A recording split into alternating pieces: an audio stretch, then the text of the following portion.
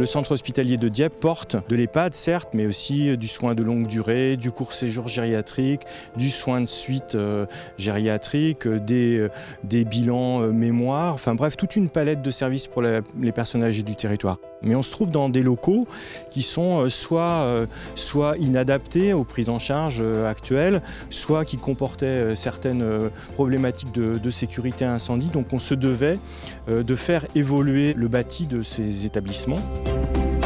Tous les ans, cet établissement est primé. Et on sent d'ailleurs, quand on entre ici, qu'il y a une animation permanente avec des choses nouvelles, originales, que je n'ai pas vues ailleurs, comme la cuisine itinérante. Et il y a aussi le travail constant d'équipes de bénévoles avec les équipes soignantes.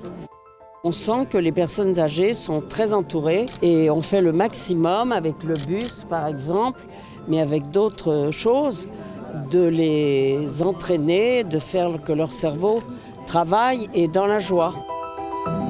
Ce qu'on veut apporter aux résidents, c'est vraiment leur apporter un projet de vie. Donc en fait, l'idée, c'est de créer un projet de vie individualisé. Donc ce projet de vie, c'est effectivement connaître le résident, savoir ce qu'il a fait avant d'être institutionnalisé, pour pouvoir après lui proposer des animations, des activités, en lien avec ce qu'il a connu auparavant.